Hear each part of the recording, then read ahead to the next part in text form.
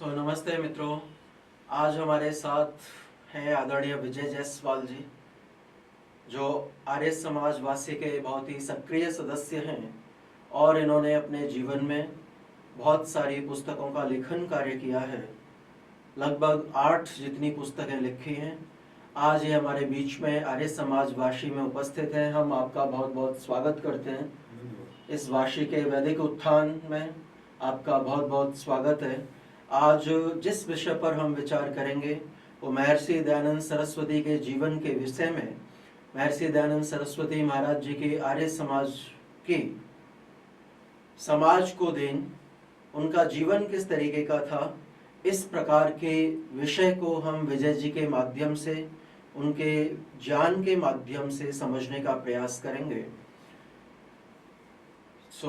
आदरणीय विजय जी, मैं सर्वप्रथम आपसे ये पूछना चाहूँगा कि आप हमारे श्रोताओं को संक्षेप में ये बताइए कि स्वामी जी का भारतीय समाज में जो स्थान है वो विशिष्ट क्यों है, क्यों हम स्वामी जी को इतना विशेष स्थान दे रहे होते हैं वर्तमान भारतीय समाज में। सभी को सादर नमस्ते। पहले अपने परिचय में थोड़ा सा मैं बता दूं कि मैं आर्य परिवार में ही पैदा हुआ था।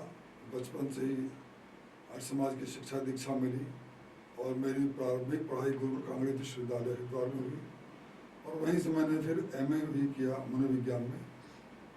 उसके बाद मैं रेलवे सर्विस में आ गया और वहीं से सेवानिवृत्ति के बाद में मैं मुंबई में ही बस गया और यहीं रहता हूँ।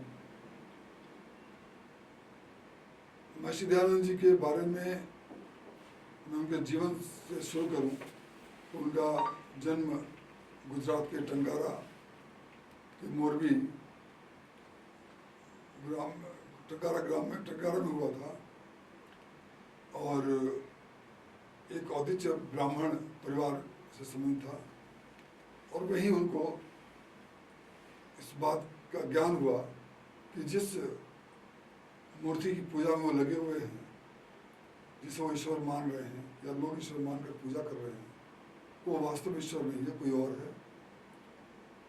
और फिर वो सच्चे शिव की खोज में निकल पड़े और अनेक गुरुओं से कुछ और शिक्षा लेते हुए फिर उनको ये लगा कि नहीं, ये सब शिक्षा अधूरी है, तो स्वामी विरजानंद जी के पास मथुरा पहुँचे और वहीं पर उन्होंने उनसे लगभग 3 वर्ष तक वहाँ अध्ययन किया और बाद में वो सक्रिय समाज में समाज की कुरीतियाँ और पाखंड को दूर करने के लिए निकल पड़े।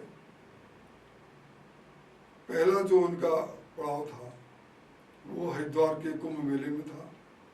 कुंभ मेले से ही उन्होंने शुरुआत की अपनी। शुरू में उनको लोगों ने बहुत ज़्यादा महत्व नहीं दिया, उनकी बात सुनते थे, अच्छा लगता था, लेकिन कोई यह तैयार नहीं था कि जो ये कह रहे उस पर हमें चलना भी चाहिए।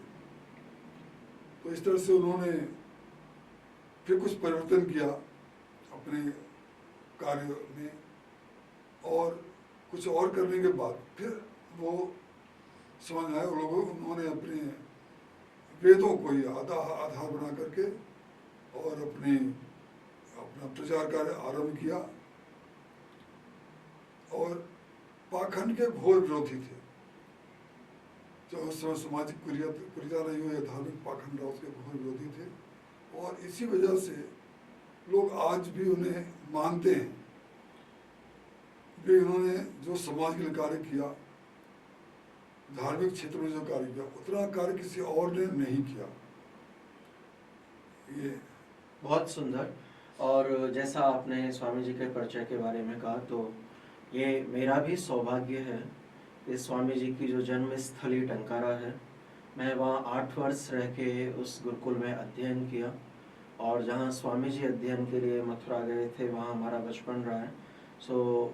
बहुत सुंदर आपने स्वामी जी के जीवन की थोड़ी सी कुछ झलक हमारे सभी लोगों के बीच में श्रोताओं के लिए रखे। और स्वामी जी का जो विशिष्ट योगदान की जो हम बात कर रहे थे, उसी कड़ी में आगे उनके जीवन की जैसे जैसे आपने बातें बताई, जिस समय स्वामी जी हरिद्वार में गए थे, कुंभ मेले में गए, उनका जो जीवन का जो यात्रा रही, स्वामी ब्रजानंद जी से पूर्ण शिक्षा की दीक्षा लेने के बाद उन्होंने जाकर के देखा कि पूरा जो समाज है वो अंधविश्वास और कुरीतियों से घिरा हुआ है। तब महर्षि दयानंद ने सुधार का कौन सा मार्ग था उस कुरीति और अंधविश्वास को दूर करने के लिए जो अपनाया था, थोड़ा सा आप उस पर हमारे श्रोताओं को प्रकाश डालने की कृपा करें। जैसा मैंने पहले कहा था कि महर्षि दयानंद सरस्वती ने वेदों को अपना आधार बनाया। जो वेदानुकूल आचरण है, जो वेदानुकूल जीवन पद्धति है, उस पर उन्होंने जोर दिया। उसके अतिरिक्त जो सृष्टि क्रम के विरुद्ध है वो सबको पाखंड माना। और इसके अलावा जो समाज में अनेक कुरीतियां फैली हुई थी, चाहे वो इस्लामिक जो धर्म थे उनके द्वारा फैलाई गई थी, या अंग्रेजों द्वारा फैलाई गई थी, या समाज में कुछ विशेष वर्णों द्वारा फैलाई गई थी, तो उसका उन्होंने घोर विरोध किया। और उन्होंने यही कहा कि ये वेद विरुद्ध है, सृष्टि क्रम के विरुद्ध है, इसलिए ये सब पाखंड है और ये ऐसा हमें नहीं करना चाहिए। अगर हमें सही जीवन जीना है तो हमें अपने वेदानुकूल जीवन को अपनाएं और हम उन्हीं कार्य को करें जो सबके लिए परोपकारी हो, सबके लिए अच्छा हो, वही कार्य करें, उसी में सबकी भलाई है। बहुत सुंदर। तो स्वामी जी महाराज ने वेदों का सहारा लेके, वेदों की मान्यताओं के अनुसार समाज की जो कुरीतियां थी उन्हें नष्ट करने का, अंधविश्वास को नष्ट करने का काम किया। और जैसा विजय जी बता भी रहे थे कि स्वामी जी का विशेष रूप से मंतव्य था कि जहां आप अपने घर में बाहर से आने वाले कचरे को, बुराइयों को रोक रहे हैं, वहीं अपने घर के अंदर फैली हुई बुराई को भी साफ करना, स्वच्छ करना भी हमारा कर्तव्य है।